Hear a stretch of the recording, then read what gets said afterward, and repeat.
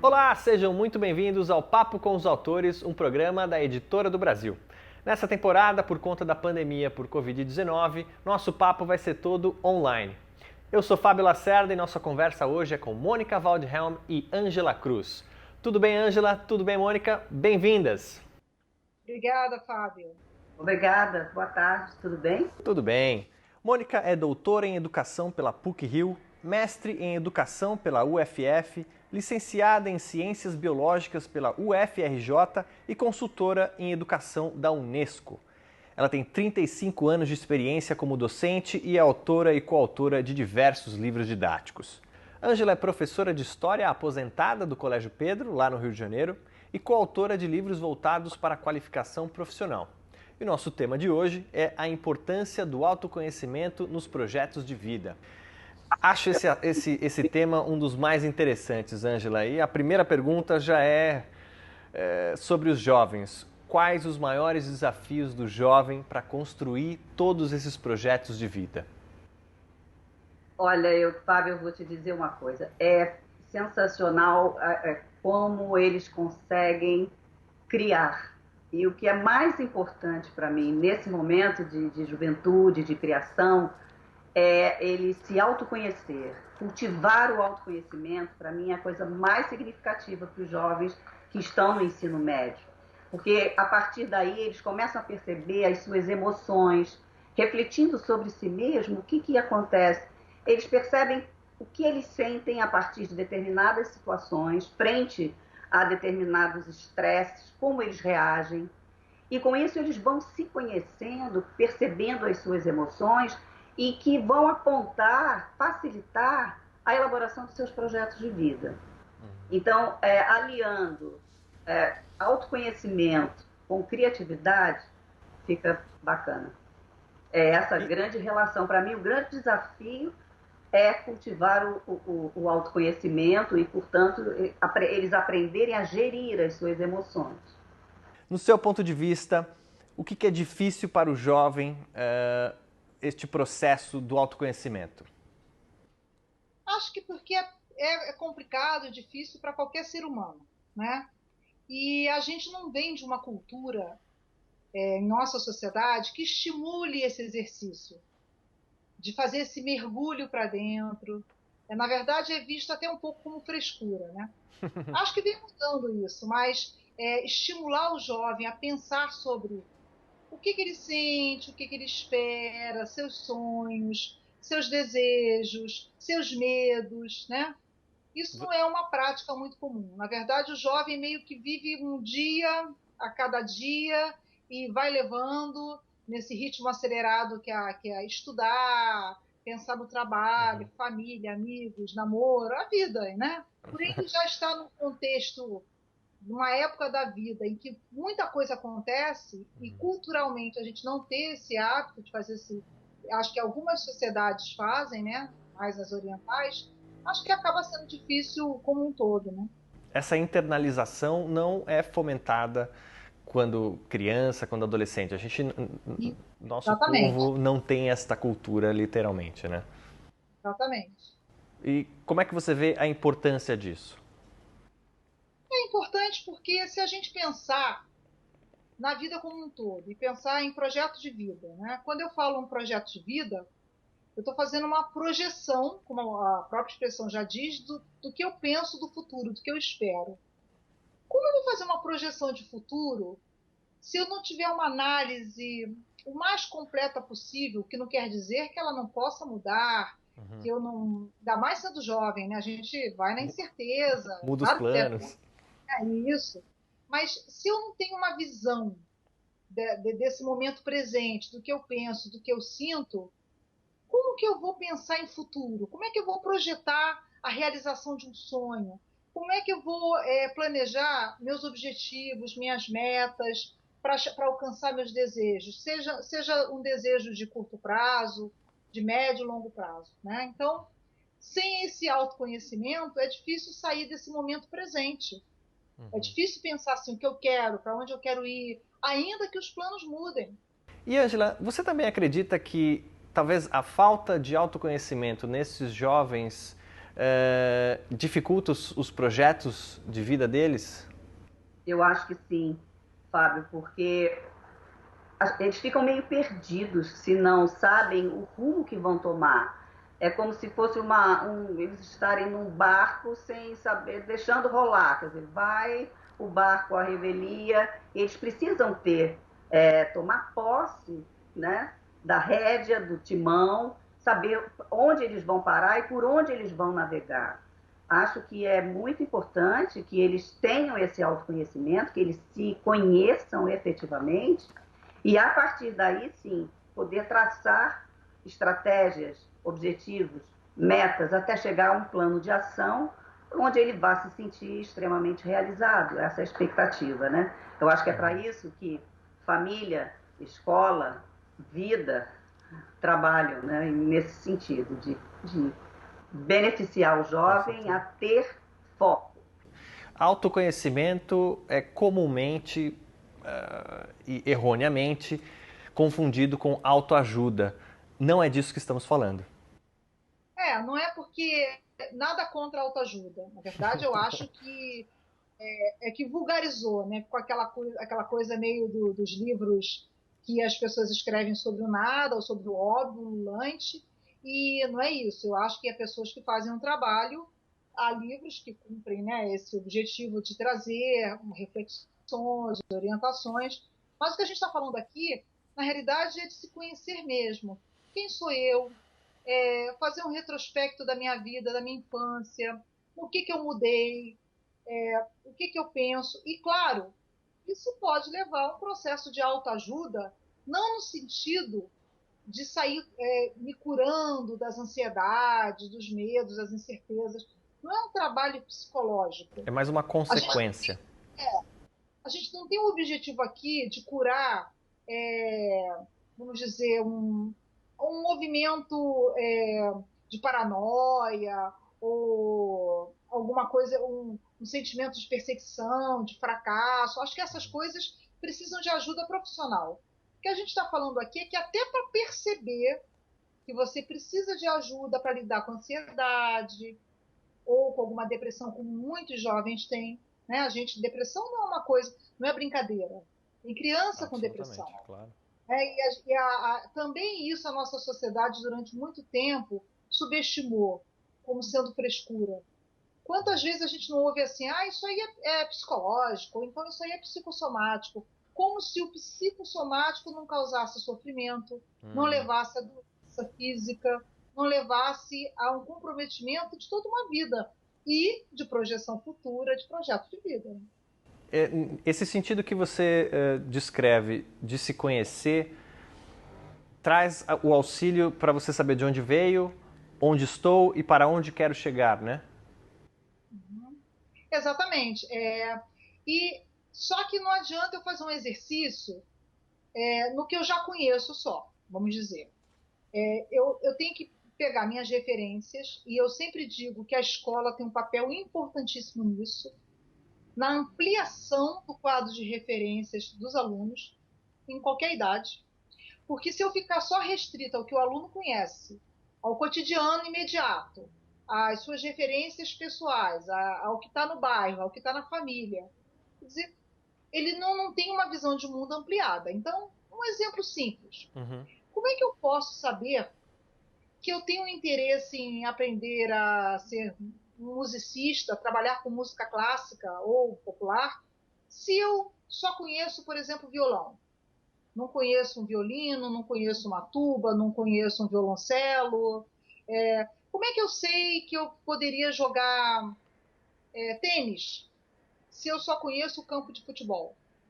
E mais, às vezes as minhas referências culturais reforçam estereótipos de gênero, que associam certas atividades profissionais e acadêmicas a um gênero e não a outro.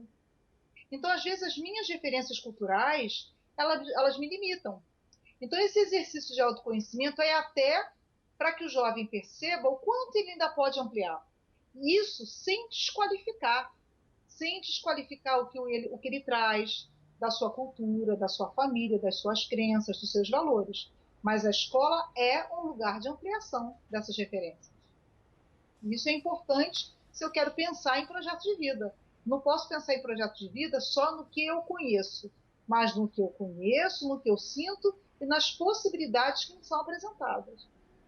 E Mônica, você diria que sem este autoconhecimento é quase impossível traçar um plano para o futuro? Seja desse adolescente, dessa criança?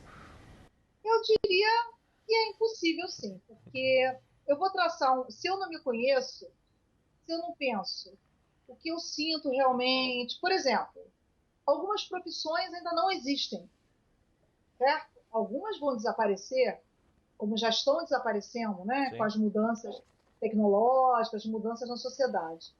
Então, talvez o jovem não saiba ainda e nem tenha que decidir nesse momento, seja no fundamental, seja no ensino médio, o que ele quer ser.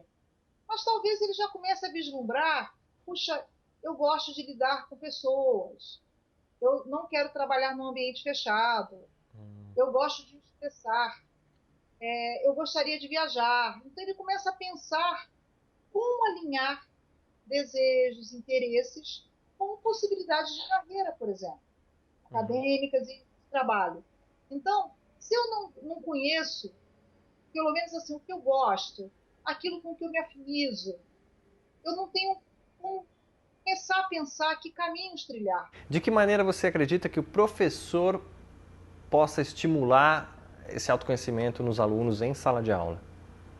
Olha, e a maneira é simples, sabe, Fábio? Assim, quando você, por exemplo, pede para eles dizerem como eles estão, como eles são, como os outros, os amigos os veem, como a família vê esse jovem, essa percepção de como ele está e do que ele é, do jeito dele ser, pode ser trabalhada em sala de aula dessa maneira simples. Pode ser trabalhado pedindo que ele escreva a sua autobiografia, que ele se represente por meio até de uma caricatura. O importante é que ele pare para pensar sobre o jeito dele ser, como ele está e onde ele quer chegar. E com pequenas coisas, né? Não precisa ser nada mirabolante. Num trabalho de grupo, e isso é fundamental para o próprio autoconhecimento, é você trazer o trabalho em grupo de forma mais eficaz. Como? Por que isso ajuda? Quando você está no trabalho de grupo, que as pessoas ficam mais próximas, os colegas estão mais próximos, na discussão você começa a identificar o jeito do outro ser é mais simples, é mais fácil. Quando você observa o jeito do outro ser, automaticamente você está se percebendo diferente dele, ou parecido, mas você está pensando sobre você. Então, é isso que favorece também, né? Além desse tipo de atividade, de estímulo à reflexão sobre ele próprio, que ele possa trabalhar cada vez mais em grupo, para se perceber diferente do outro, respeitando todas as diferenças, é claro. Ângela, você comentou sobre fomentar essa parada nos alunos, né? Para ele ter um momento dele, pensar nele. Qual a importância dessa atenção, de voltar a atenção para si mesmo, voltar a atenção para suas afinidades, o que você gosta, o que você não gosta, nessa elaboração de projeto? Eu acho que é fundamental, porque quando você imprime essa atenção às coisas que está fazendo, você dá foco e fica em estado de presença. Fica mais fácil para você identificar seus interesses, identificar os caminhos que você vai trilhar, estabelecer planejamento sobre o que vai rolar. Desenvolver a atenção também é uma coisa muito simples, é rotineira, é uma questão de disciplina. Por exemplo, quando você está tomando banho, você está pensando no que vai fazer daqui a 10 minutos, 15, ou você está prestando atenção na temperatura da água que está caindo no fogo, no perfume do sabonete, né? Quando você está comendo, você presta atenção no sabor do alimento? É o estado de presença que imprime essa importância ao foco do que você quer fazer, o foco do autoconhecimento. Até mesmo andando, você dá foco, você fica em estado de presença. Basta prestar atenção na respiração, por exemplo. Não precisa, o que eu quero dizer é que quando você dá atenção, não é preciso parar tudo e entrar em estado meditativo. É simplesmente você, no dia a dia, nos gestos, nos atos, você estar presente. Isso favorece muito até a própria capacidade de aprender, porque eles minimizam a distração, sabe? A possibilidade de se distrair. Então, ter foco, ter atenção é fundamental. E Ângela, talvez o desafio de hoje em dia seja exatamente manter o foco, manter a atenção. A gente já bateu papo com outros professores aqui que nos disseram que a dificuldade são todos esses aparelhos, né? Redes sociais, telefone celular, televisão. Então, cada vez mais a gente tem mais distratores, né? Pontos de distração para os alunos. Sim. Sim, isso é verdade, eu concordo. É difícil e eu acho que o grande desafio da escola é trazer essas situações de redes sociais, toda a tecnologia, o máximo possível para dentro de sala. Né? Então, trabalhar com essas distrações de uma forma mais harmônica e, principalmente, procurando saber deles o que eles gostam, e que estilo, de tudo, desde estilo musical, gostam de acompanhar em redes sociais, a parte cultural do jovem, o professor conhecer essa parte cultural é essencial. Então, acho que isso, com todas as distrações que essas coisas promovem, há como se trabalhar com essas distrações, inclusive. Sim. E Ângela, qual a relação entre o desenvolvimento dessas competências socioemocionais e o autoconhecimento? Tudo a ver, porque quando você desenvolve competências emocionais, socioemocionais, você está trabalhando o quê? A gestão da emoção. Né? Você está trabalhando esse autoconhecimento e, inclusive, a BNCC aponta 5 mais favoráveis para o ensino médio e para os projetos de vida. A gente já falou de autoconsciência, a gente já falou de autogestão das emoções, mas tem outras. Por exemplo, a capacidade de empatia, que é fundamental.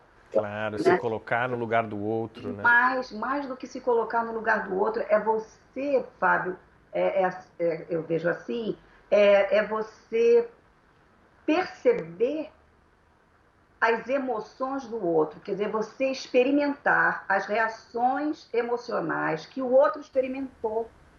Então, é uma coisa muito importante, é como se fosse vestir a pele do outro, né? É mais do que você ser uma pessoa solidária, se coloca no lugar do outro e é solidário. Então, é você se perceber dentro do outro, quer dizer, na pele, né? Pela pele. Você abraça, você percebe quais são as emoções do outro e se solidariza, claro. Né? Mas é experimentar a emoção que o outro tem. E ser empático, hoje em dia, no mundo do trabalho, na vida, é fundamental. Né? Tem mais uma, além da empatia, tem a de relacionamento, que é também fantástica, é por meio da interação com o outro, da interação com o conhecimento, que você se desenvolve competências socioemocionais, e a tomada de decisão. A tomada de decisão é tudo de bom, é quando você define, você toma a melhor decisão, as melhores decisões a partir de escolhas, né? Existem várias escolhas aí que você possa tomar com tudo isso desenvolvido, que você possa tomar a melhor decisão para o seu bem-estar, para o bem-estar coletivo, ético das outras pessoas. Então, eu acho que desenvolvimento de competências socioemocionais tem tanto ou maior importância do que as competências cognitivas. Não dá para dissociar competências cognitivas, que dizem respeito às áreas, né, os conceitos das áreas de conhecimento, das socioemocionais. Que a gente está trabalhando com educação e com formação do ser humano como um todo, de forma integral. E aí não existe também cognição em separado da emoção. Como você enxerga o papel do professor em sala de aula, fomentando esse autoconhecimento dos alunos? Qual o limite do professor psicólogo? O professor não tem que ser psicólogo, né? Acho que existem psicólogos e, inclusive, profissionais, às vezes, na própria escola, que podem fazer essa orientação vocacional. Não é exatamente isso que a gente espera de um professor que vai trabalhar projeto de vida com os alunos.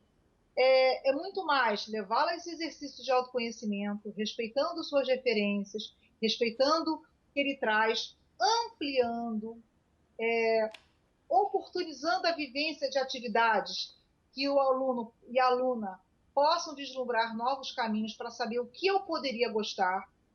E uma coisa que eu acho importantíssima, não reforçar a meritocracia. Esse sentimento, essa prática nefasta que atribui só ao esforço pessoal o alcance dos objetivos, dos sonhos, o sucesso, vamos dizer assim.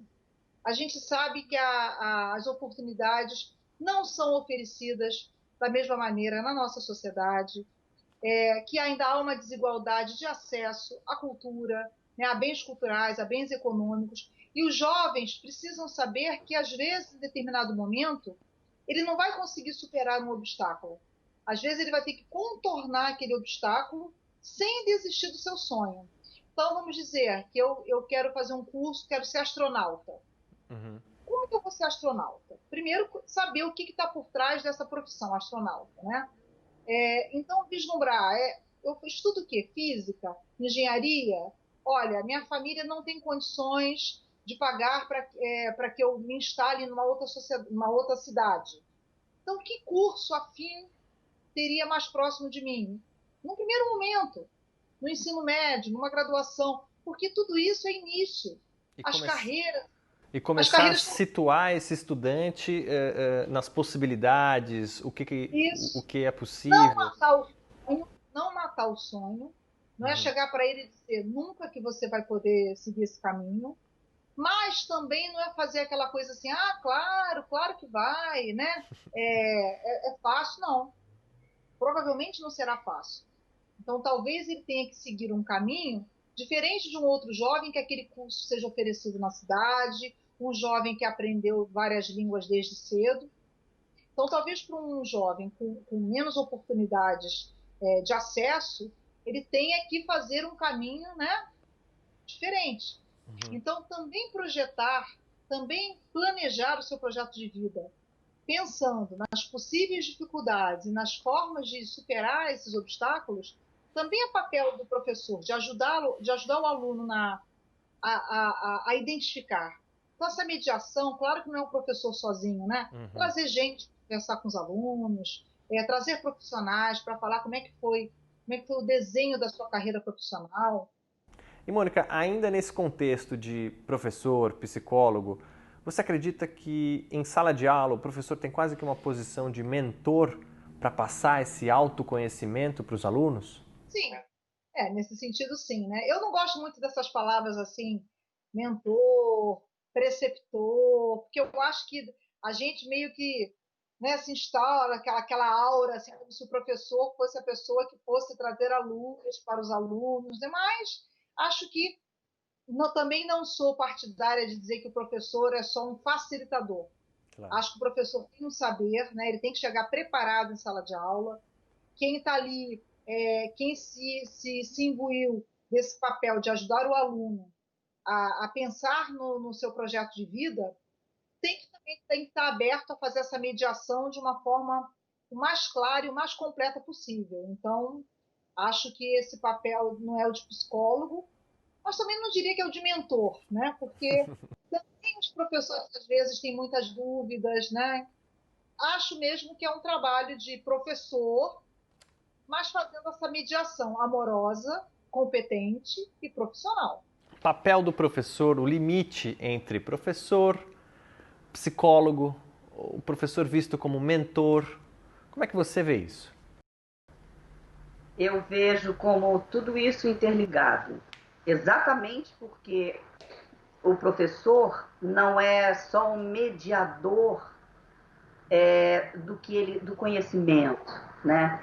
Ele se sensibiliza, ele afeta e é afetado, e nesse sentido, eu não diria que ele teria que ser um psicólogo, mas ele precisa ser uma pessoa sensível às sensibilidades dos seus alunos, né? E o mentor, eu vejo aí como uma questão de mentoria mesmo, é aquele que dá orientação, né? Não o mentor para ser seguido como o grande papa, grande líder, absolutamente.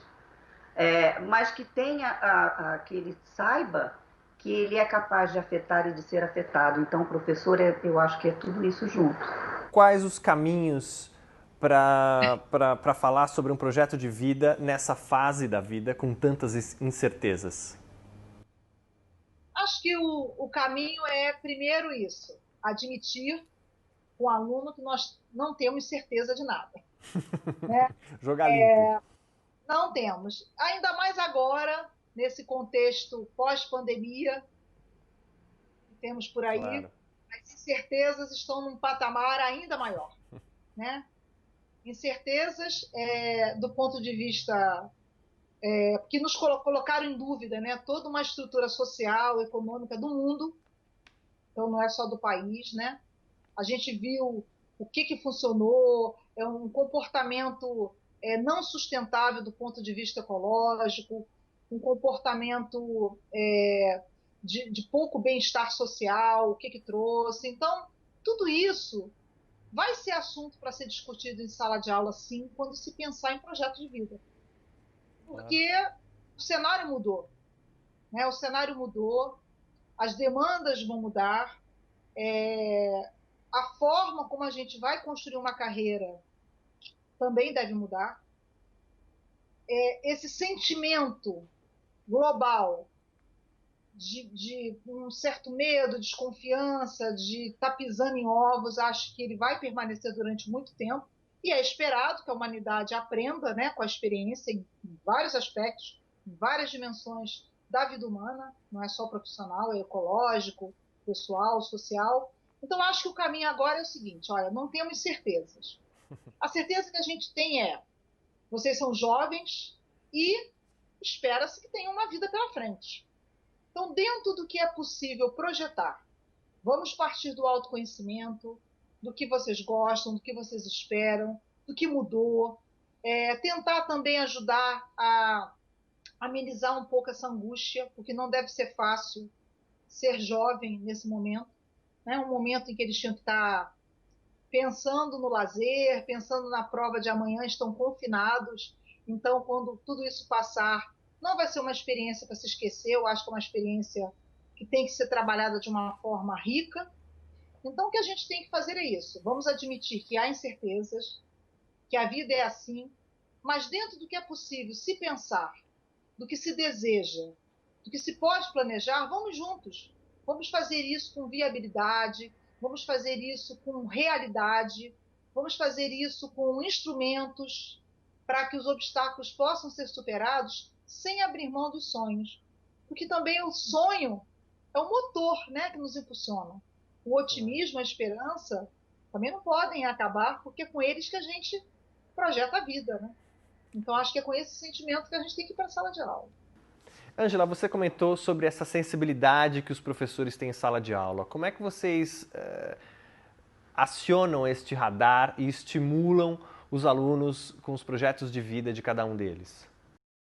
Então, quando você ouve o aluno, ouve com o maior respeito os sonhos, os interesses, propostas possíveis e até impossíveis. Você está dando a oportunidade dele se sentir seguro para continuar na elaboração de propostas e de projetos. Claro. Então, é ouvi-los sempre e estimulá-los a pesquisar sobre coisas que, por exemplo, com relação à profissionalização, coisas que eles gostariam de ser, ou o que o mundo está oferecendo, né? Ou quais as profissões do futuro. Tem muita coisa que você sensibiliza e estimula, desde jogos em sala, a mímica sobre determinadas profissões, você pode brincar com tudo isso também. Né? Tem uma parte da ludicidade que não se deve perder nunca. É muito bom ver os alunos rirem, curtirem o que estão fazendo em sala de aula. Ângela, muitíssimo obrigado pelo seu tempo. Eu tenho certeza que o nosso papo de hoje pôde agregar muito para quem está nos assistindo, viu? Eu que agradeço, viu? Muito obrigado, um abraço para todos. Mônica, mais uma vez, muito obrigado pelo seu tempo, pela sua presença digital aqui conosco, viu? Eu agradeço, tá? Um grande abraço para todos os colegas, para todo mundo. Muito obrigado. Para você que nos assistiu, se você tiver comentários, dúvidas, por favor, escreva nos canais da Editora do Brasil e fique ligado nas redes sociais. Até a próxima!